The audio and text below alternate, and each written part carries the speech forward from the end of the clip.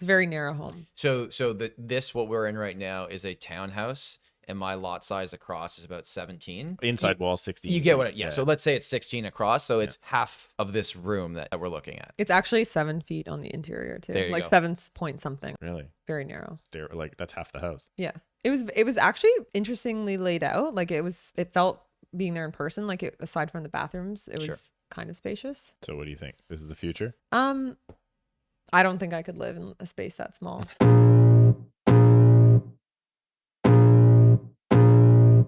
Welcome to the Tom Storey Show with Steve Karrasch and Tom Storey, where we discuss everything real estate or whatever else is on our minds.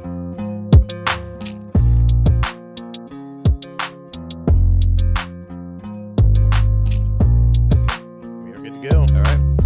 Welcome back, everybody, to another episode of the Tom Storey Show. This is our final in-person Toronto special edition one for now. As you can see, Steve is still here. He's a real person. I'm poking him currently. But officially, you are sick of me, so this is the last one. Yes, exactly. Sounds good. But we'll still come back virtual every single week.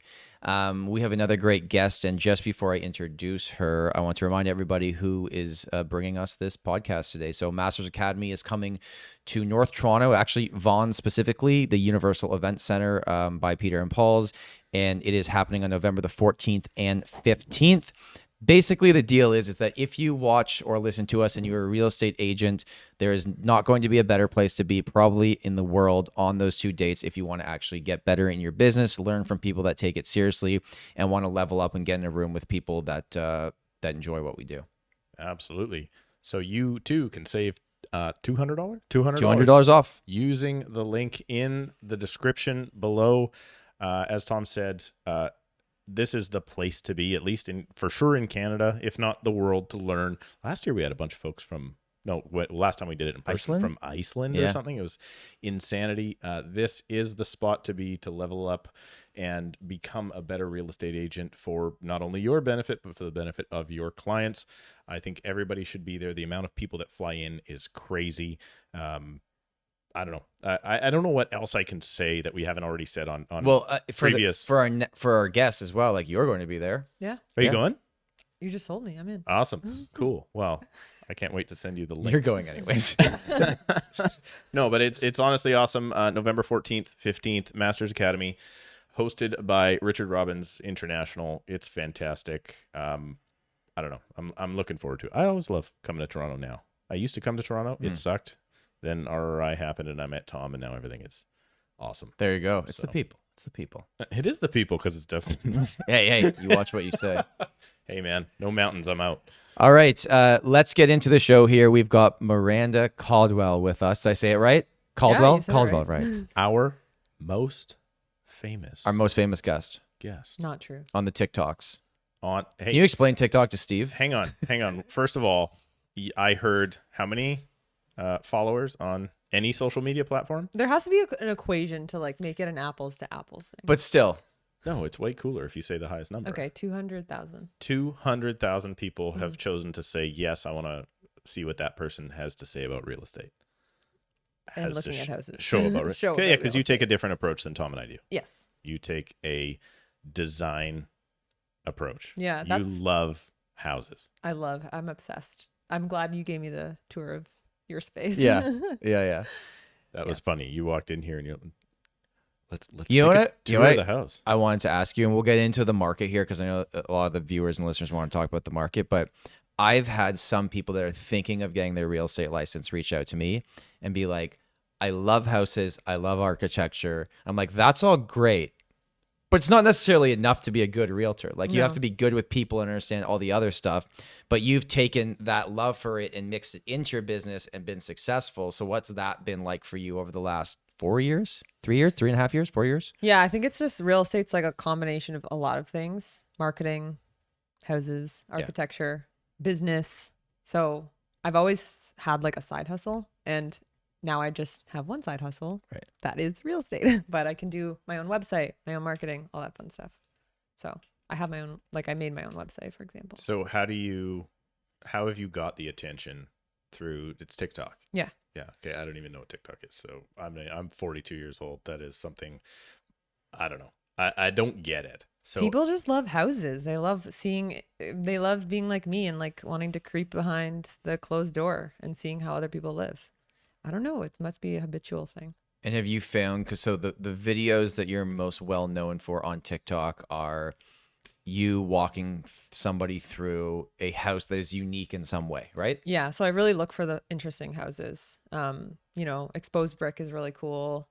The loft style properties or houses with secret doors. I have a very interesting specific search set. That's a property alert online. And that's how I see the ones that come through that I think will be cool. So these are not always necessarily your listings that you're They're never featuring. Rarely my listings. Oh, okay. So I you do legit like houses and you're like, I'm Yeah. just going to go show people Yeah. some pretty cool shit. Yeah, I love houses. I consider it research because my husband now, he's Congratulations. Thank you. He's a contractor, but it's like our dream to build like really cool custom homes. But like when I say cool, I mean with a slide, for example, inside. Like, yeah.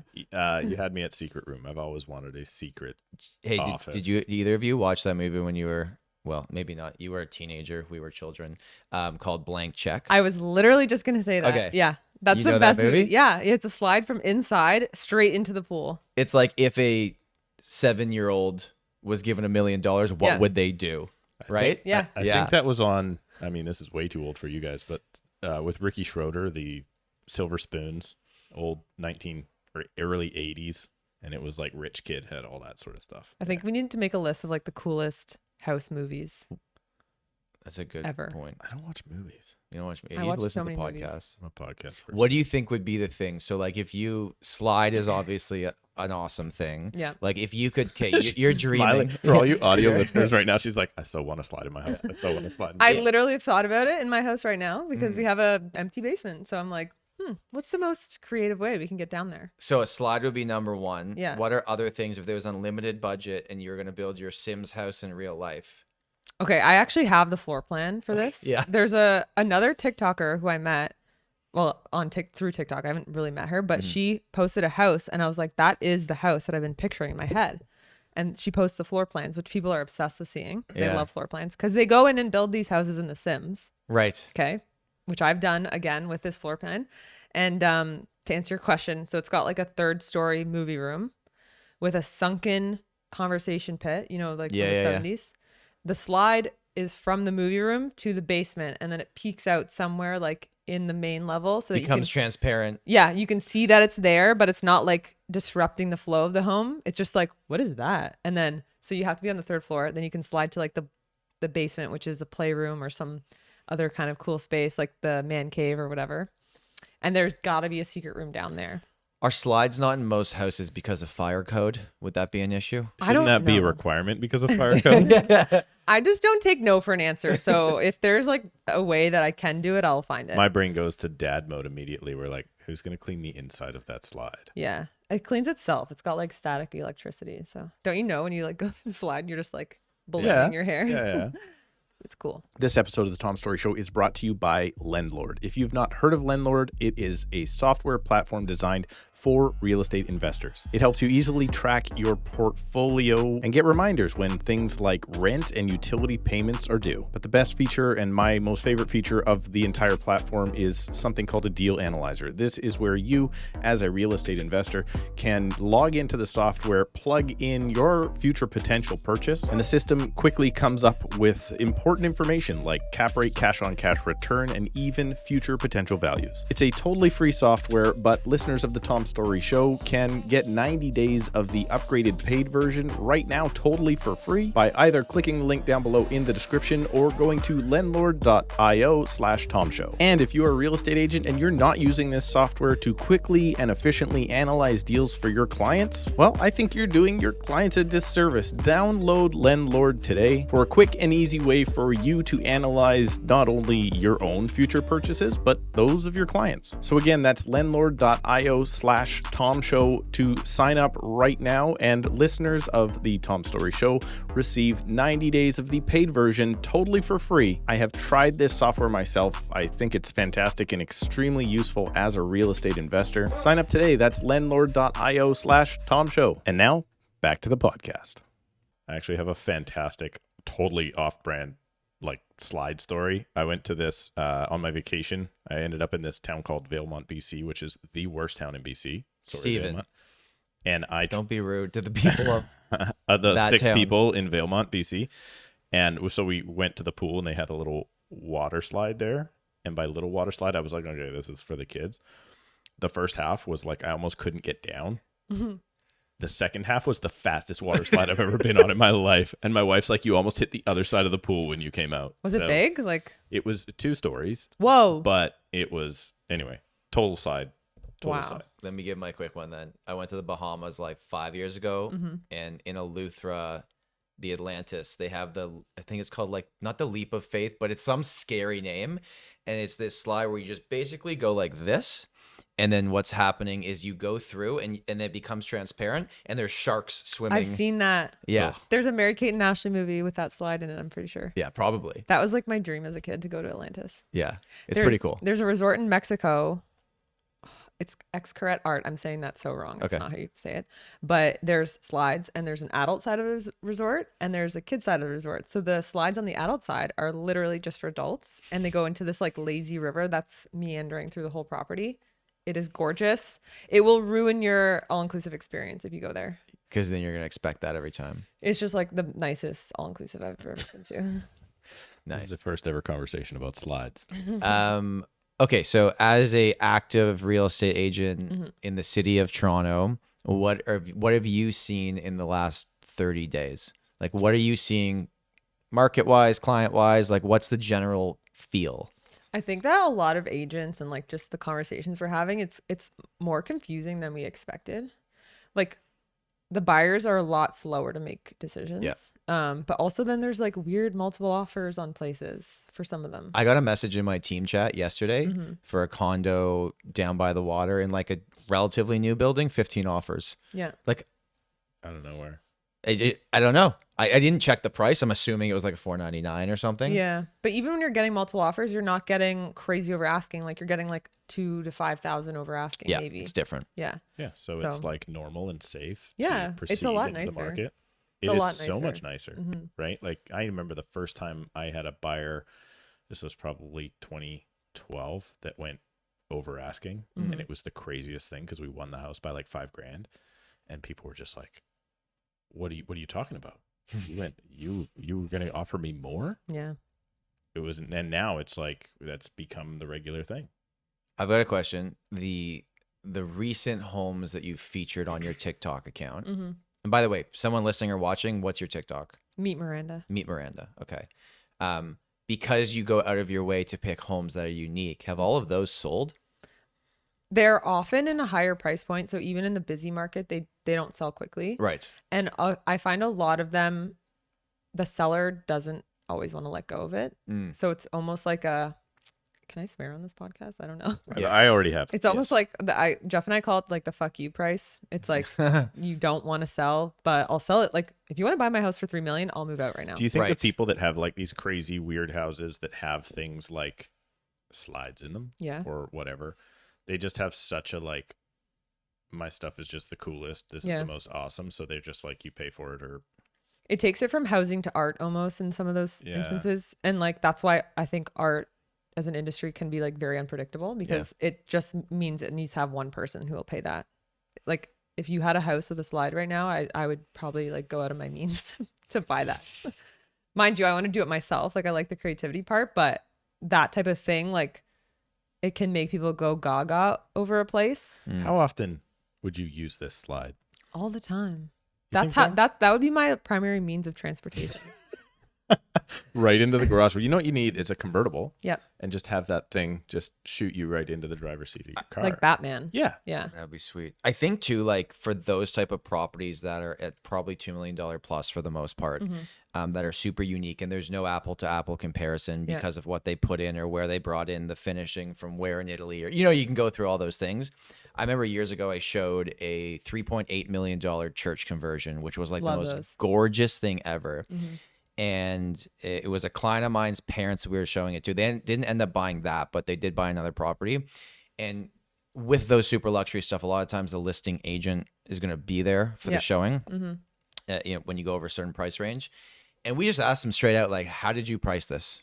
And they just went, this is just what we thought. Like, there was no comparable. And they were very open about the fact that, like, me and the sellers don't know what this is worth. So we priced it at this price, and we're going to see if we can get it. And they eventually got, I think they ended up selling for 200 under, but they got a really good price. What was it, a container home or something that you featured? Tell me about that. That one was listed for 1.9.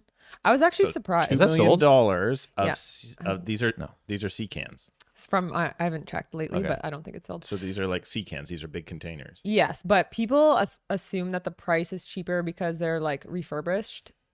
These are brand new from what the listing agent told me. Okay.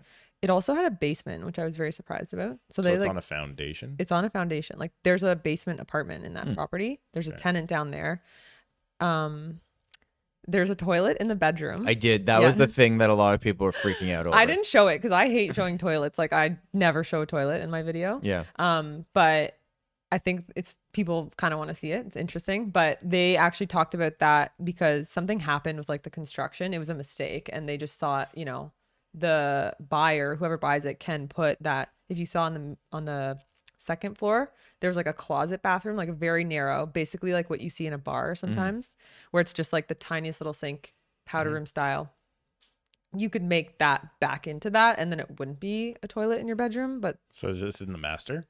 This is in the primary bedroom, yeah. Steve, get your pronunciation correct, okay? Oh, jeez, man. I'm not doing that. We're not there yet. Well, we are.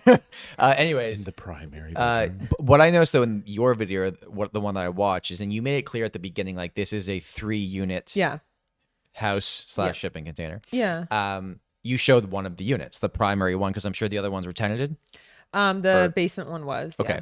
And I think most people that watch that video watch what you showed them and just said they think this costs $2 million. Yeah.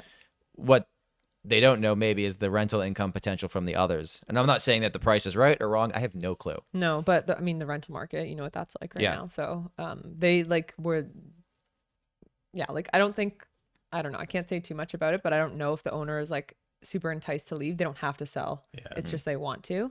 Do you think so? That's another art piece. Oh, absolutely. Right. Yeah.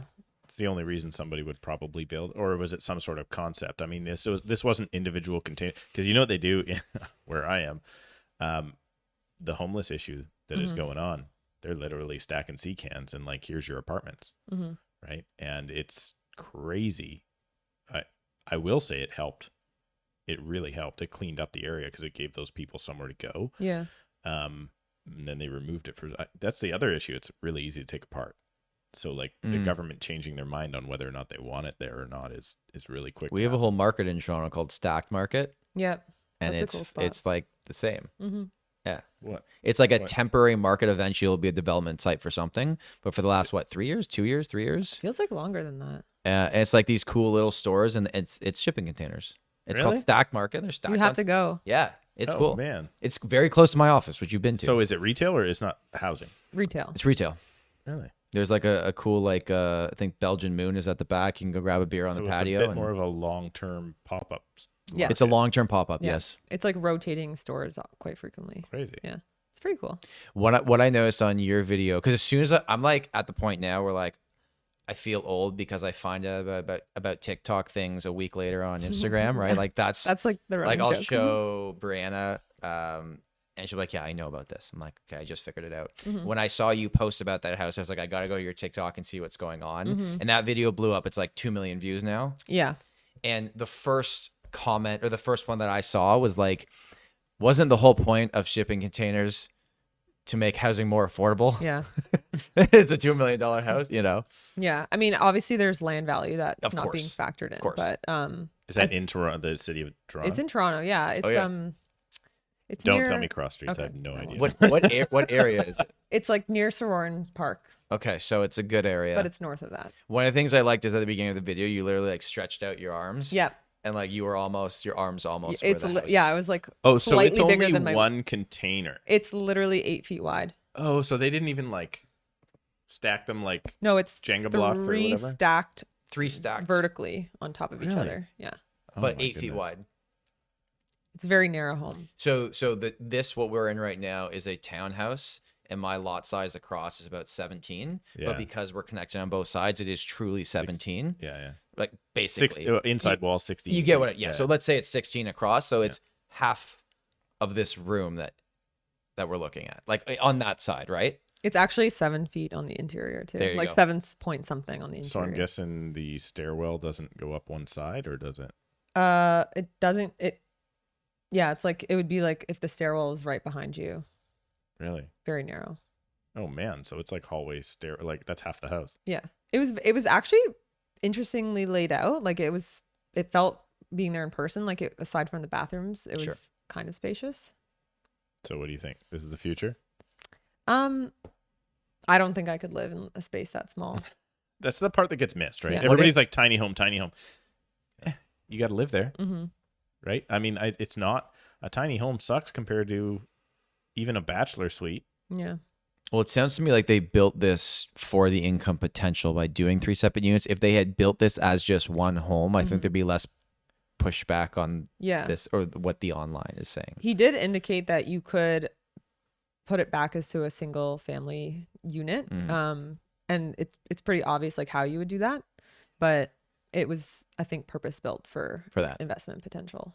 Nuts. What else have you seen? What is either a cool house, or what do you think the trend, like, do you look for trends in design? Is that's what you're looking for? Absolutely. There's places that I'll see that are like, I actually get more insights when I'm looking at the places and going through and deciding I don't want to visit them. I find a lot of places are quick flips of like really old properties.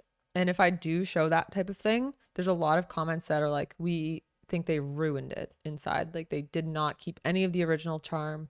There's no character. Right. But I agree. I try not to say bad things about the ones that I'm like getting permission to advertise. Yeah. But you know, with an old home that has like a really storied history, it really depends, because like some previous owners might have already ruined it. So if you're just renovating like a gut job, then it's different. But there's a lot of like research to find and just seeing what's out there. So I'm a moron when it comes to design. Yeah. The rule in my house is we joke, I'm the finance and contracting department, and design is a different department. What are you seeing right now? Like, do you I'm going to stumble over my words. Do you check out like developers to stay in line with trend? Do developers follow people like you to stay in trend? How does that equation work? A developer actually met me through TikTok, which is kind of cool. So he's releasing a really cool project that they have, I think, this fall, and they're doing like a really fun marketing promotion for it, and they're doing like almost like a California style open house where it's like a party. And I can't even remember what your question was, but just like, how did the design trends go? So are those guys reaching out to you and going, okay, what do I do with my project? I wish that'd be cool. They think they should, if they recognize the reach you have. Like, you are a media company to them. What the views that you could get them, they could not pay very many other people to get that many eyeballs on their thing. Yeah. Well, a lot of them with listing agents, like with the container home, for example, he had a lot of TikTokers going through, and obviously media, like the news and stuff. So there was a TikToker there before me. Okay. And they're now like asking those people to go through. So a lot of them are kind of attuned to it. And then some of them are just still doing it the old way, where it's like the gray, everything just like very sterile, which I feel like a lot of people don't like. You brought up yesterday when we were talking that it would be good for developers to see the comments on your TikTok about the properties you go through or whatever, to see what the actual public says. Yeah, absolutely. Because it doesn't seem like they're taking a lot of actual feedback from the people that are actually going to potentially buy it. It's just like, here's what we're going to do. And it's been such a heated market for so long. It's like, well, fine. We were actually talking to someone yesterday, and they said they just bought a new built house, and they're renovating the whole kitchen. Yeah. Because they're like, we just didn't like it, but everything else was good. We like the floor plan. So isn't that crazy? They just put in new, and they're redoing it already. Yeah. I think a lot of the time it's about like the build and, you know, maybe good materials there. But when it comes to the design, it's like just what's called like designer, and that there's no like how it balances itself out and harmony and all that stuff. And And so I find that a lot of projects can look really cold. Do you think there's a way to make a nicely designed project at a nicely designed price? Yeah, for sure. Like you can make an affordably, you get what I mean here, Yeah. like a not crazy luxury, but they cared about what they've done. Yeah, They like didn't just get bulk pricing on this stuff, and absolutely. There's so many options now for just colors and stuff. I think the thing I call like my least favorite thing is like the gray glam, where it's like gray everything and there's no warmth. I don't like things that look fake when they're not. Like sure. gray floor. You don't have gray floor. It's okay. Is gray floor now out? Gray wood floor is the fakest looking thing ever. I agree with you. It's like wood doesn't come in that color. Yeah. So when you paint something, That's interesting. yeah, like it's like at least try to make it look like what it is. Wood is a warm thing in nature, so it doesn't make sense to have like a cool toned thing that's inherently not. Okay, designer, help me out here. Yeah. I'm not going to tell you which side of the argument I'm on. Okay. In my house, my living room is carpet. And Wait, the argument has always been, do we carry the hardwood through into the living room? Tom's picturing my house right now because he's seen it, so that's good. I feel like I need a picture. How am I supposed Or- to- I also think the what you are currently using the house for is relevant here. You have children. yeah. You, Yeah. There's no like blanket You statement. you don't have a pet. I do not have a You got pet. a fish maybe or something. You have a fish. I am the pet. I got a fish and I am the pet. Okay. So I think that matters too, Right. right? But well, I don't, what's the question? Do you get rid of the carpet? Is that like that doesn't even happen anymore? You're not going to get You're putting hardwood in carpet in or engineered. anywhere but the upstairs of a home these days. I had like 3-4 years ago moved into a brand new condo and they had carpet in the bedroom. Yeah, It's still bedrooms, happening. I would assume. My Yeah. unpopular opinion about carpet and like the upstairs of this townhouse is carpet because I moved in and just never did anything with it. Like if I was building it out and probably would have just done hardwood throughout. But I weirdly too like kind of just like in the winter, I get out of bed, I put my feet on the ground and it's carpet and it's like feels like a home. Yeah, it's cozy. I think people just don't like buying someone else's carpet because they're thinking about their Yeah, bare feet that fair. were on it. Yes. Yeah. Right? Or the pet dander or Yeah. whatever is deep inside It's difficult that to disgusting know if carpet. it's clean. There's a downtown Toronto condo that's extremely luxury. Mm-hmm. One of the ones that you would buy more because of the name on the outside than whatever. It's the hotel condo mix. Mm-hmm. And there's units selling for $2.5 to $10 million in there, and all the bedrooms are carpet. Yeah, but part of that building's like the service. Like you get valet parking. Yeah. You probably get someone to deliver your groceries out. Yeah. Yeah. My argument is same as Tom. When I roll out of bed in the morning, if my feet go on cold hardwood, I would die. Yeah. Right? The homeliness of it is taken out. And I feel the same way. I'll tip you the hand now. I feel the same way about taking anything out of the living room. When you're cozy, you're not going to probably lay on the hardwood with your kids or petting your dog. Like it takes the home out of it. Yeah. And the argument has always been, in my house anyway, is like, should we just take out this flooring, change it out, extend it all the way through? And I'm like, but then we're never going to use that living room as kind of a home center. Mm-hmm. This is the softest I've ever been on microphone, by the way. But like, honestly, like I'm not going to lay Has it down with my reduced your- kids on. Yeah. Oh yeah, for sure. Like the trolls right now on YouTube are just, No, I think can you talk about the market crash? I think the people that don't necessarily agree with some of the things you're saying are they're winning gonna you're shit winning talk them me, over. yeah. No, you're winning them over Oh, right okay. now. But like, I'm Steve's never just a You big have a soft softie. side. I'm never going to do that, and I don't want to take that out because there is the wrestling with your kids on the carpet and that sort of thing. That is like, that's what makes it a home, kind of like what Tom had to say. Can a house be homey but also nicely designed and not cold at the same time? Like Yeah. how do you find that? You have to like stop buying things because it's like the trendy thing, and you have to buy it because you love it and it makes you happy. Yep. But if it's not like, if it doesn't look good for you, if it doesn't look good for other people but you love it, I think it's okay. It's just when you're going to sell it, like, there's a principle we could follow. What stumbling blocks do people come across when they're trying to? Because obviously, given your situation, you are going to be on the staging side a hell of a lot better than I am. I love right? it. Like Yeah. I don't get it at all. Yeah. When people are like, okay, we're going to stage the home for sale, I'm like, I'll send in the stager because I'm contract price. Mhm. And you're like, this is how we're going to present it to the future homeowner. Mhm. Is it mistakes, or what do you see most common where the people are just screwing up? For staging specifically? Yeah, for Yeah. getting ready for sale. Oh, that's a great question. So explain to I'm like, me and ooh. Steve. Yeah, you literally set it up perfectly. Warm staging, cold staging. Yeah. What's actual good staging that's going to help sell the property? Okay, I'm going to talk about the worst kind. Okay. When you use like a table underneath a duvet and make it try to look like a bed. They'll never know. They'll never know. Well, buyers sit on the things all the time. How will they know? Yeah. No, they do. I've sat on one of those things, or it's like a cardboard box, and all of a sudden you're like, shoot, I think because I it broke says on it, please do not sit on bed. You're like, why not? Yeah. In so many vacant listings, it's like blow up bed. Yeah. Right, Even air cardboard mattresses boxes. aren't good because they deflate and the pillows like weigh them down, and you'll Yeah, come yeah. in and you're like, my bed has sunk. Right. So I think those like Making me look bad here because we do it all the time. Although I will be Stop fair, it. I won't let you do that anymore. We have a different staging. I mean, at 5-6% or whatever's happening in Ontario. yeah. Right. The structure of the commissions are different, and what an So agent much can lower. invest into a property. Well, in there's an BC. alternative. You can get a folding box spring, Mhm. and then what I did recently was like really thick mattress toppers, two on top of the other, and I did like the run and jump onto the bed test. It passed. So, you know, when buyers are running and jumping onto the bed, it's gonna be fine. When the kids are jumping on the bed. 'cause the Kids agent's do in the that. other room. Yeah. Haven't you taken? Yeah, they do that a lot. Yeah. You'd And be I surprised. smack those children. No, just kidding. Yeah. Okay, so warm staging, cold staging. Yeah, well, speaking of cold, my hands are like freezing, but I'm always cold.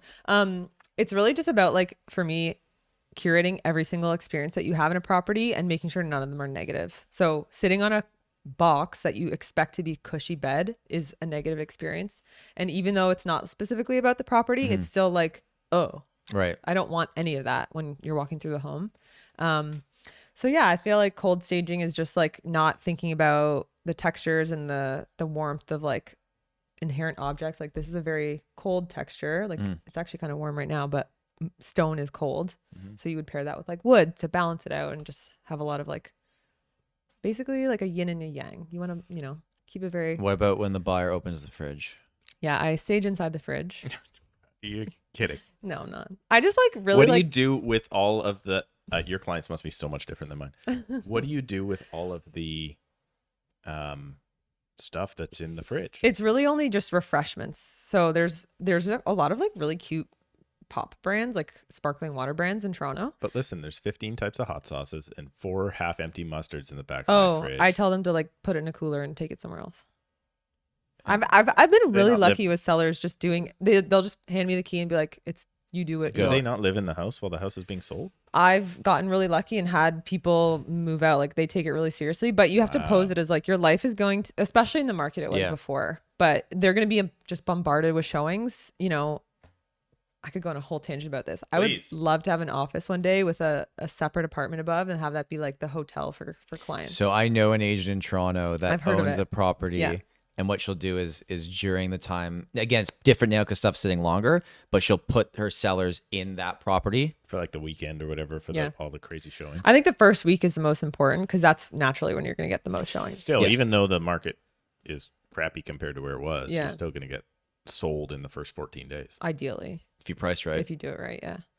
But so yeah, they move all their stuff out. I have a storage unit, so I've had people just like box all their stuff up. I've actually sent reusable boxes, and then we just pick up their boxes, move it to my unit, and I say like anything that you've used in the past month, keep it with you in a specific box, and everything else that you haven't used for X amount of time, we take it. It feels like people here commit to the process a ton more.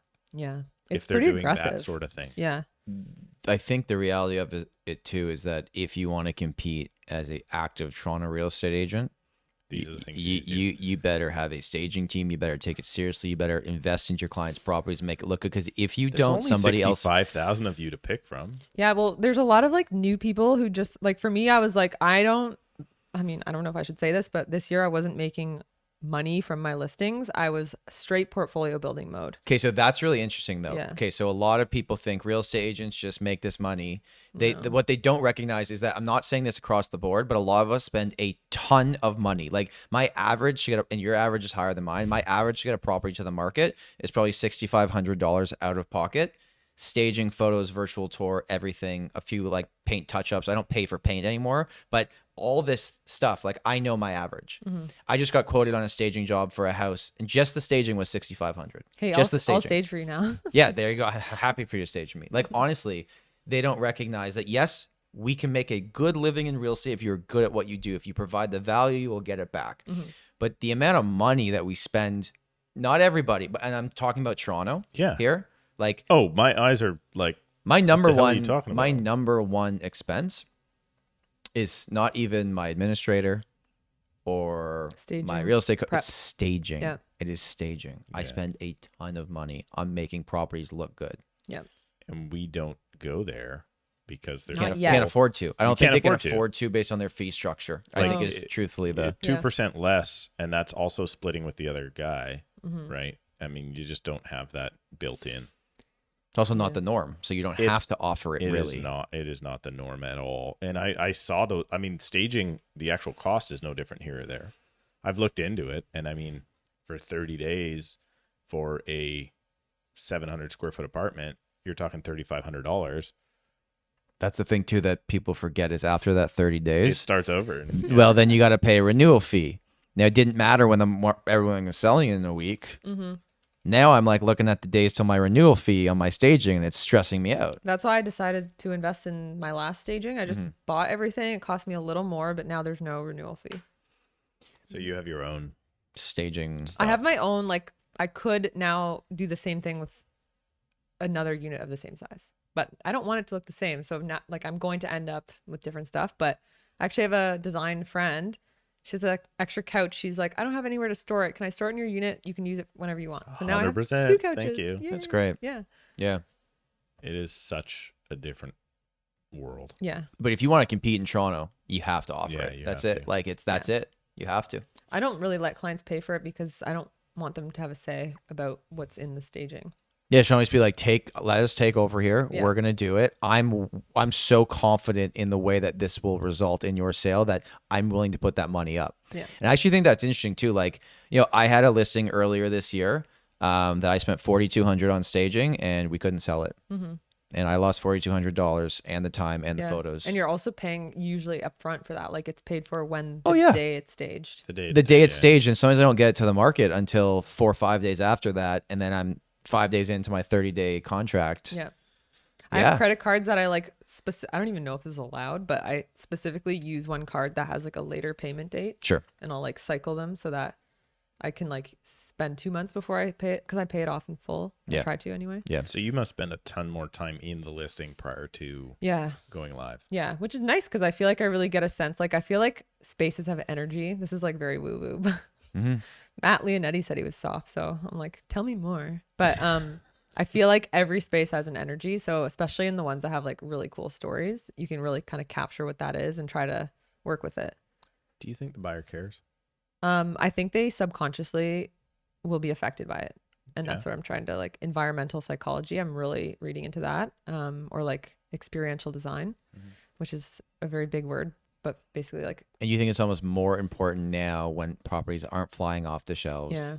Yeah. That Oh, before it's like way more something that important now. went up with a terrible floor plan that they do zero staging and it looked like crap still sells. Yeah. Now it's like, now with 25% of active listings selling in the first 30 days, it's basically where we're at. You better be turnkey. You Yep. better look good. You better stand out from. You have to make people fall in love. Like they have to be like, it's obviously different if it's an investor project, like read the room and like figure out what type of place you're Right. selling. But if you're selling it to an end user, like they need to feel like they are making that their home, which is like on a psychological level, a very big thing. Does it have to be a 10 right now to sell? I think, Does it have to be a 10 out of I 10? think the either the price or the property, like it's always down to price realistically, but both of them combined are like game changer. Because in February, it was like anything over a 3.5, we're putting an offer in Yeah. on. Like legitimately. Well, it's because you didn't have anything else to choose from. There was nothing. Yeah. Right. There was 1,500 listings in my board, and we should have 7,000 to be in a healthy market. How many you have right now? 5,600. Okay. Realistically, those would still sell for more had they been more attractive. Like, there's nothing wrong with something being more desirable.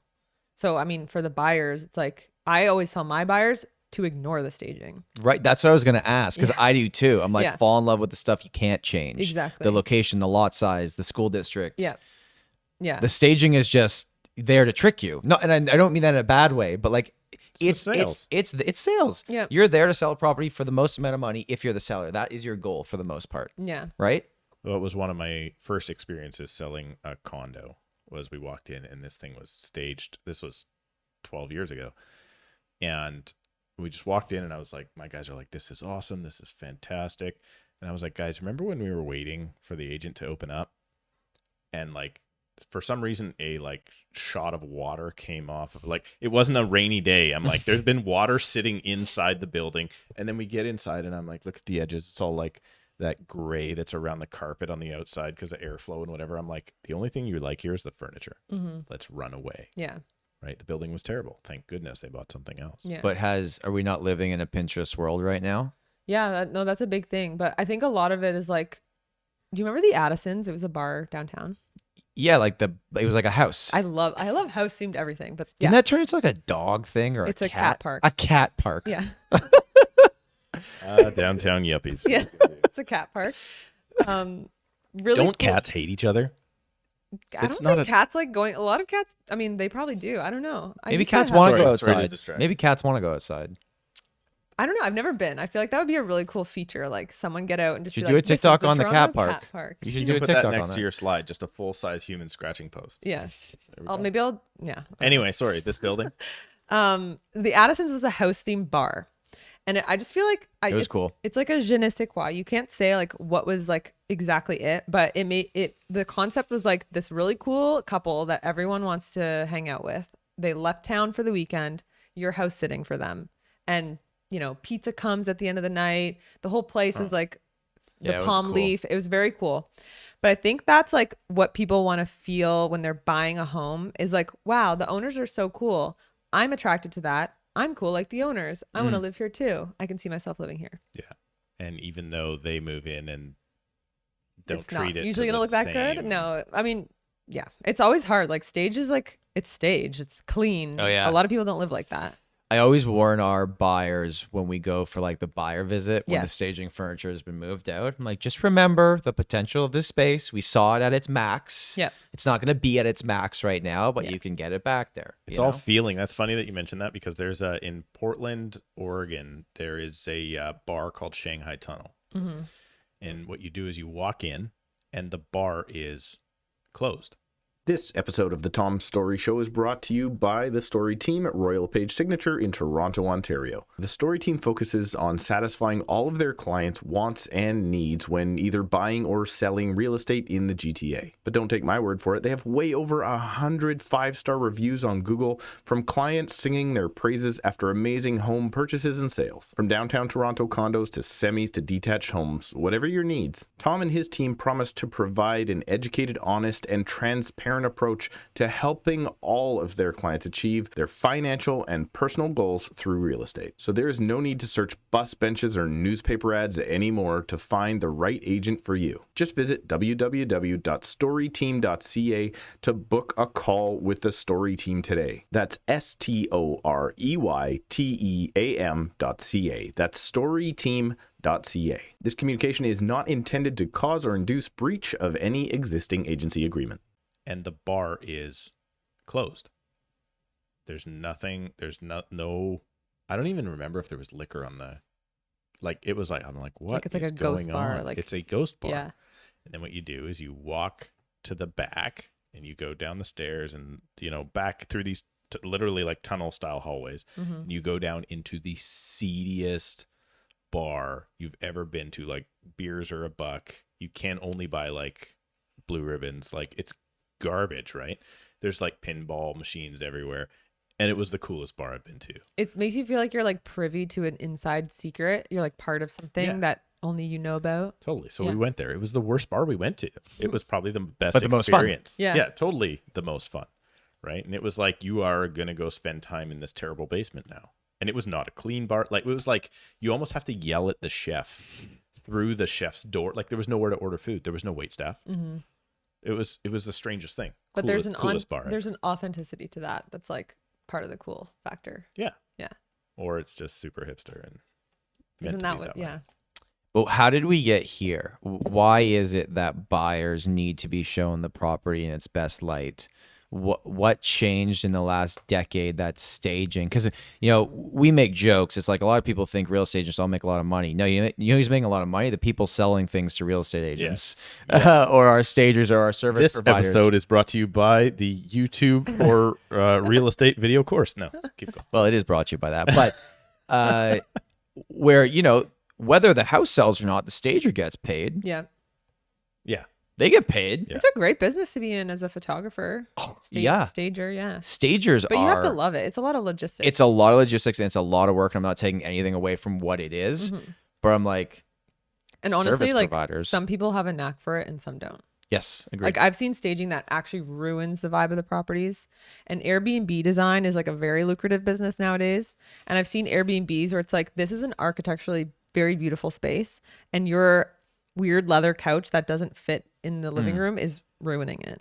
And they just think like the space will sell itself. I don't think that's the case. Like people want an experience nowadays, and they are accustomed to Pinterest and Instagram where it's like, I want to stay there because it's like different from my own home. It's interesting. It's a draw. There's this comedian on Instagram, and like Cam on my team kept sending me his stuff.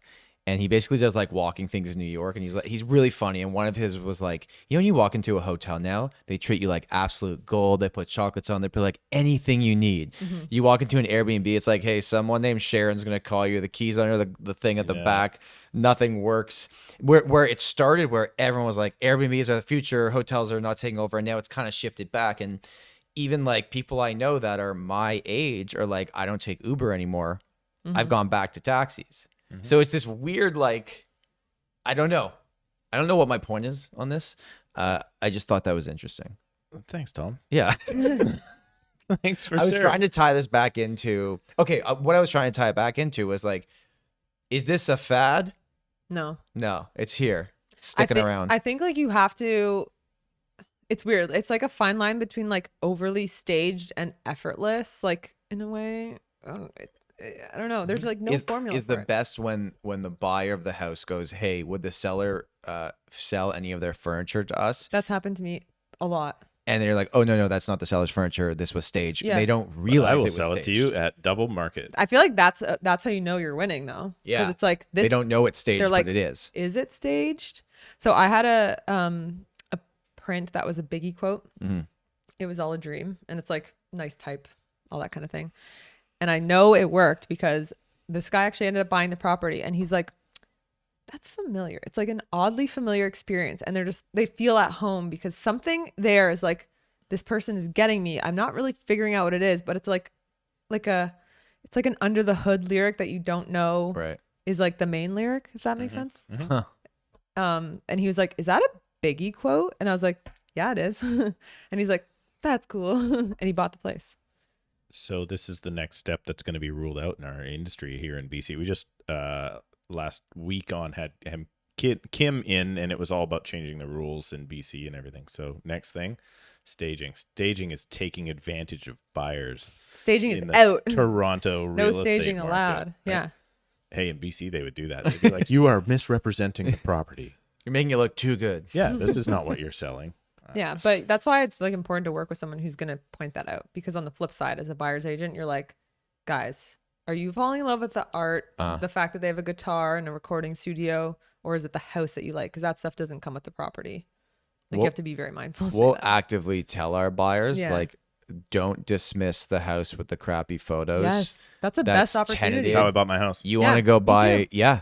Like those are the ones as a buyer, go see those because everyone else is getting like, again, not tricked, but they're like, their eyes are going towards the one with the great first photo that looks amazing with perfect lighting, staged perfectly. There's another one that's probably the exact same lot size, the exact potential, but not marketed correctly. Yeah. That's where I'm going there. That's I feel like that is why I got my house and why it was still on the market, because the agent let me know. She was like, I'm friends with these people. I'm basically doing it for next to nothing. So I don't know in 2013 when I bought my house which iPhone was out, but it wasn't the cameras that are on now.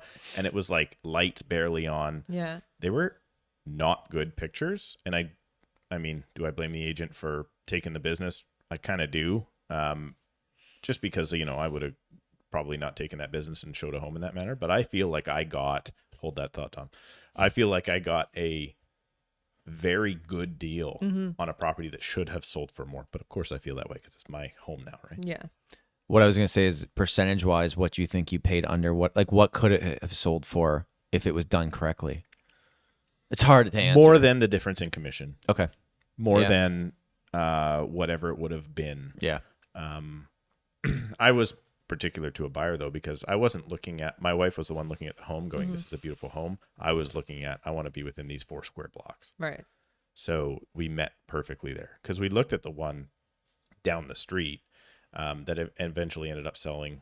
And it just was not the house. Right. So she was totally tied into, like, the second she walked through that door, I actually didn't let her see the property. I was like, we're not going to look at that home because it was so high priced. And then we bought it like the day after the price reduction.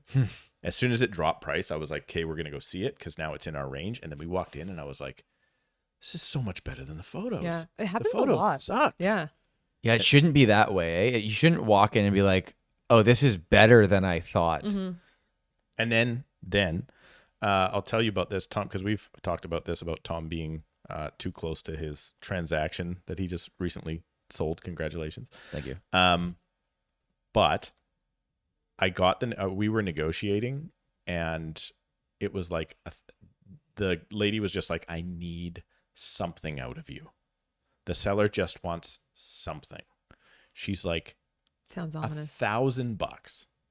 And I was like, oh, I know there's no other offers. I don't think I need to pay the $1,000. Right. And I was just like going into that whole, I'm going to let this. This is when you bought your house. Yes. I was going to let this deal die for $1,000. And then I was like, I am such a moron. I remember exactly where I was when I took the phone call.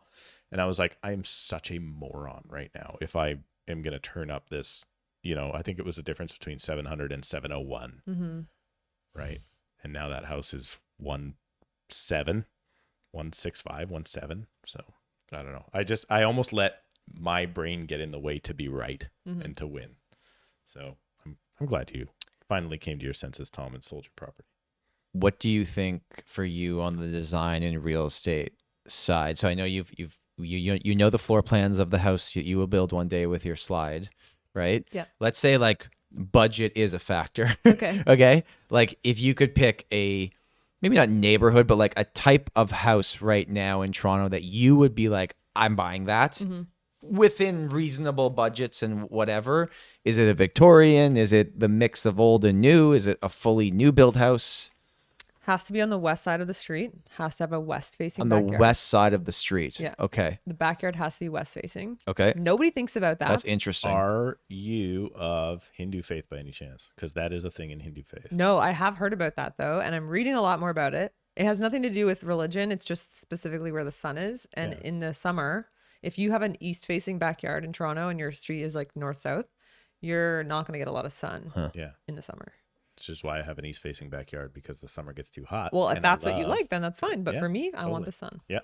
And I think the ones that can have garden suite or laneway potential are like dreamy. Almost mandatory now, Yeah. right? Like just for affordability.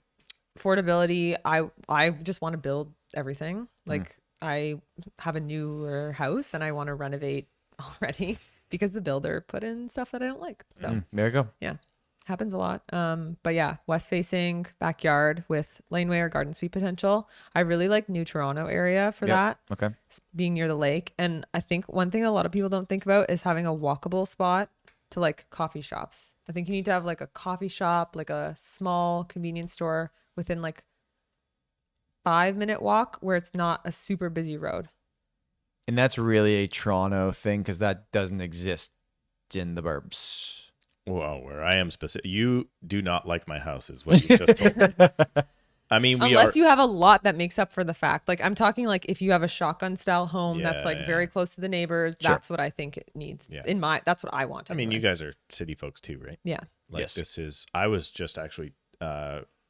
I was chatting with Kim when she was here, and I was like, after you ran upstairs, and I was like, this is fantastic. Where you are now, being this close to. I mean, last time I was here when we walked to the game, like that is so cool. I don't know give if you away want me where to, he lives. I'm not going to say where it is. Well, I think walking distance in Toronto is pretty good, but it's like I'm downtown somewhere. I feel like a lot of people could guess. I mean, I could. 'Cause there's not a lot of houses downtown. I don't even.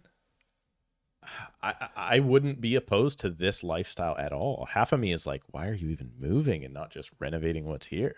Yeah, I've thought that too. Right? Like it is so cool. Yeah, it makes a big difference when you can walk to like a restaurant.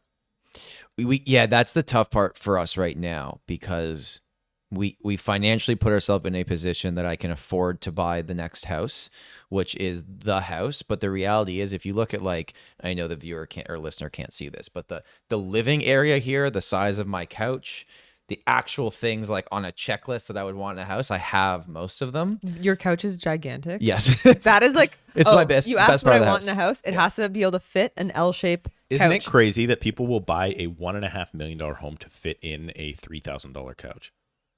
Yeah. Isn't that like that is what ties people to properties? Yeah. And I, like the amount of homes that I've sold to, you know, older ladies that are downsizing and they're like, my hutch won't fit here. I'm like, that 1980s particle board hutch needs to go in the goddamn dumpster. And they're like, no, it is the thing that guides them towards maybe Makes it making feel like a house. Yeah. Maybe The home, or their that's home. what it is. Maybe it's what makes them feel like a home. But it's like you just made a way worse real estate transaction Because to feel good. end user real estate is not transactional. It's emotional. It always will be if you have a person living in the property. Like if that person buying is living there, like they have an idea of who they are when they live there and the things that they want to do. And like I have clients right now who like brewing beer and they need a spot for that. And it's like, it's so interesting to learn these things about people, but you can't just buy any property with that in mind. I had one that was raising bees in his backyard. Yeah. Like how I'm cool. like, I don't know if that's super cool or all your neighbors are going to hate you. Raising I'm not bees. sure which one that is. But They'll it get a was lot of like, honey. he's like, I need this much space. It actually has to be this far away from fence lines and Yeah. all this craziness. I'm like, I never About thought of that. like probably 7 years ago, I was helping these people and there was a bit of a language barrier. So I was communicating with the son. They spoke English? They did not speak English. I was going to say, because you can barely speak English. Yeah, well. Yeah, no, it wasn't because of the same language. Anyways. English is my only language and I'm, Not just good trying to at get by on it. But they only wanted to face south and they're like, the son was telling me only these condo buildings facing south. Yeah. I'm like, okay, cool. We end up getting them a place and it's great. And then after they invite me over to like show me they're all set up and whatever. And the son's there and I'm watching the parents and they're looking out and it's looking at the Toronto Island airport essentially. And they're like staring at the planes. And I'm like to the son, I'm like, do they like planes? They're like, yeah. The only thing they cared about is watching the planes land. Oh, that's so sweet. Wow. Like what? But I wish I had known that. But there was a Yeah. bit of a language barrier. But that was never brought up. It was just this and this is what I'm like. Okay, that's what you want. Let's go get it. Worst filled out field on my data input in my entire board area, direction. Yeah. Like almost all, it's not Nobody a gets it mandatory right. field. Yeah. No, it's just not a mandatory field. So it's always blank. Fronting on Yeah. the what side of the street, but it's confusing because you think, Street. Yeah. Like, is it What- balcony, is it the- backyard, front yard? Yeah. yeah, You have to look at it on Google Maps, like aerial view. And then that will tell you, like, is there a train track nearby? Is there a power line nearby? A busy street? Those are very important. And I think a lot of people forget to do that. yeah, Like a lot. Forget, they don't even know to do it. or Yeah. even didn't even have the opportunity Not to unless- make that a criteria in the last 2 years Yeah. because Oh, there's yeah. so many other things that They were like, does it have a roof? Can I offer on it? Yeah. Yes. Right. That was it.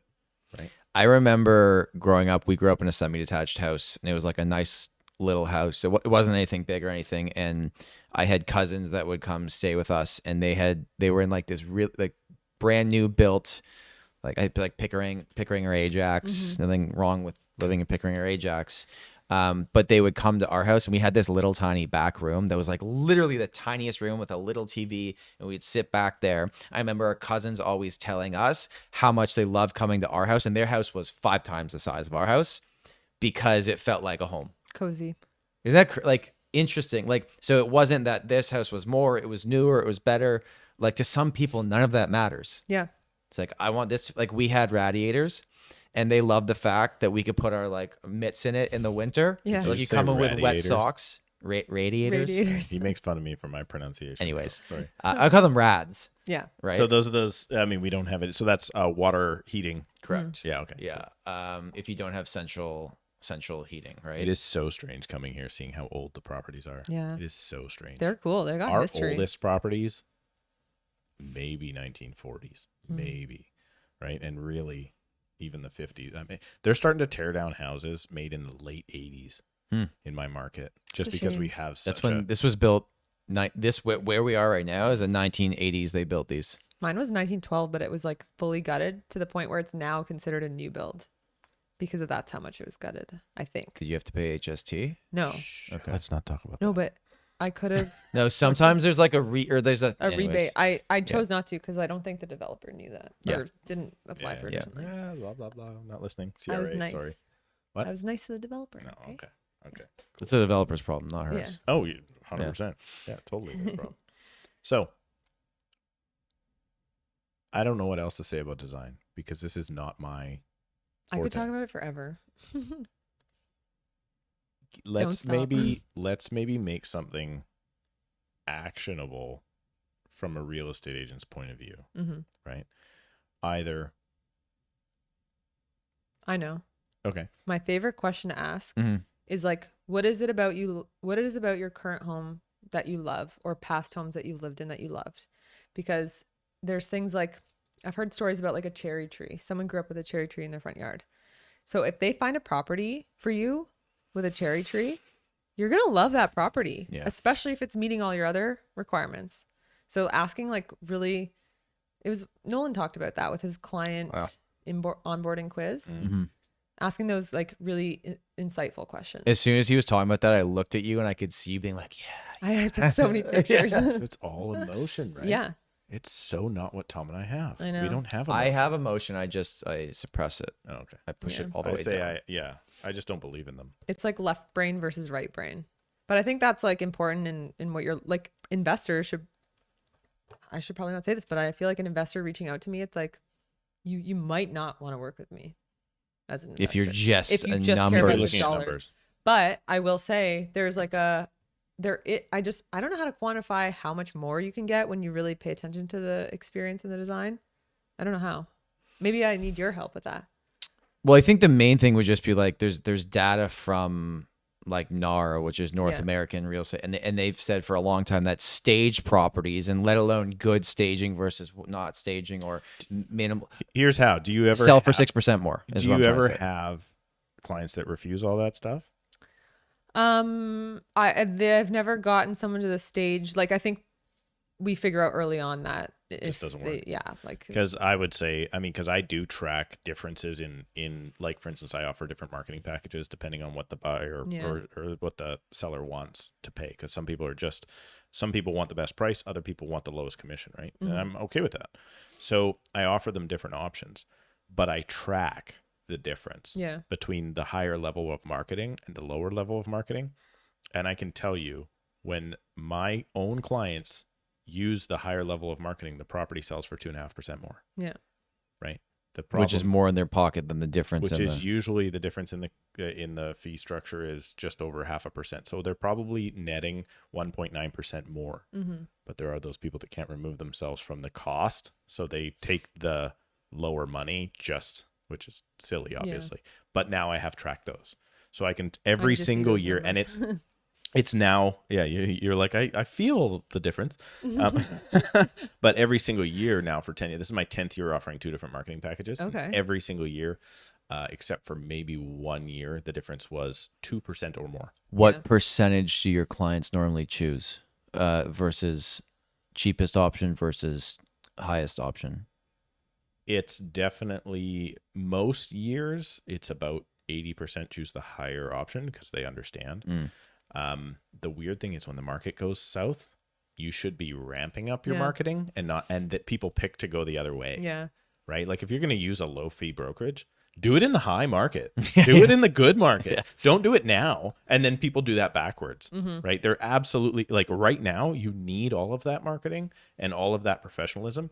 So if there's nothing wrong with using those other models, but if you're going to do it, analyze which market you're in and if it's going to pay to your, if it's going to work to your advantage, right? Because right now, if you go in without the marketing, good luck to you, right? And in your case, that's mostly staging and feel, right? Yeah. What's your pet peeve about not just design, but like right now, Toronto real estate?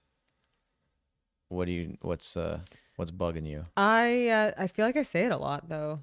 Just bad design? No, I think your Ugly first houses. You know that app I was showing you yesterday it's literally like Tinder for real estate. Yes. But yes. You look at one photo and then you choose if you want to swipe left or right. Genius. Yeah. But your first photo matters, and that's the only photo that shows on the prospect The searches. key photo, the first one. And people choose the worst key photos. Like I don't see how I know there's some people who want to see what the condo building looks like, but that's like a secondary thing in my opinion. The front of the condo building is always the last photo on my condo listings. As it should be. Yeah. But those are still like the majority of the listings showing the front of the condo building as the first photo, and it's useless. I don't hate that because there are buildings that I like and don't like. So if I see the front of the building, because I usually but that's not look at helping picture sell first. it. Think of the other perspective. Yeah. Like you can still see it on the last photo. And if it's a house, so here's the thing, right? It's like some houses, if it starts with the inside photo, you might think like, oh, the outside's not very good. But I think you're still gonna click if the inside photo looks good. Yeah, but You what if just it's a need to get the Victorian first click. gorgeous house? Yeah, it of needs course. to be the outside photo, Yeah, like right? if you have a great curb appeal, whatever's better. I actually like testing it on Instagram stories, and I've seen you do that. I ask people. Yeah, which photo do you like better? And then if you have a good sample size, that's a pretty good answer for who's gonna click on which photo, and that's the one you should use. All right. Will Market you do that for research. me on your Instagram? Because nobody would answer me. You just tag me in your thing, and I'll share it on mine. Yeah. But yeah, that's my pet peeve. Awesome. Are we going to wrap here, Tommy? Yeah. You got an appointment to get to, my friend. In a little bit. I do actually do some business other than just podcasting these days. Yeah. Really? Yeah. You should come to the Fraser Valley. You won't have that problem.